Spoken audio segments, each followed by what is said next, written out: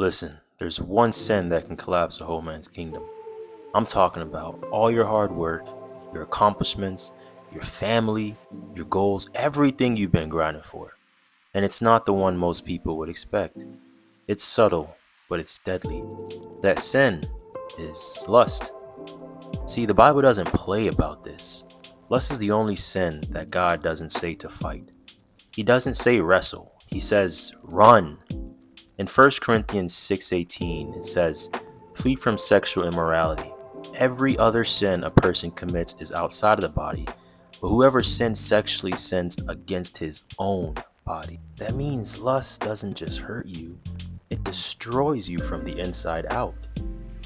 And if anyone knew about lust, it was Samson, strongest man to ever live. I mean, my guy was strong. This dude killed a lion with his bare hands. He took out entire armies by himself. God was walking with him heavy. But the enemy, he studied Samson. He knew Samson's weakness wasn't an army. It wasn't a weapon. It was lust. And it was lust that stripped him of his blessing, of his strength, of his purpose.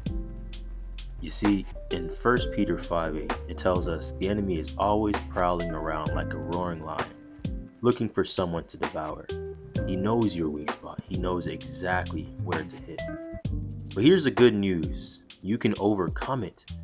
God has already promised in 1 Corinthians 10:13 that there's no temptation too strong for you to escape. Now, Jesus says something wild in Matthew 5:29. If your right eye causes you to sin, pluck it out and throw it away. Now, hold up. I mean, don't go around gouging your eyeballs out. That's not what he meant. What he meant is cut off the source.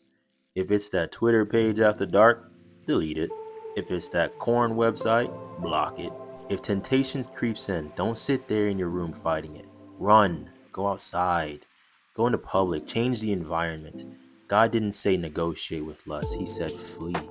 I mean, then how do you win this battle? Here's the answer. You got to put on the full armor of God. That means prayer life.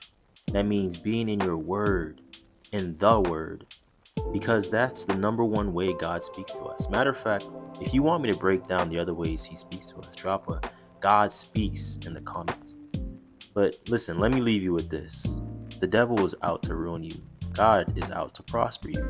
In Jeremiah 29:11 it says, "For I know the plans that I have for you, plans to give you hope and a future." Lust may have set you back, but remember, in Romans 8:28, all things work together for the good of those who love God, who have been called according to his purpose. So don't quit. You're still in it. You still got purpose. Keep going. Keep going.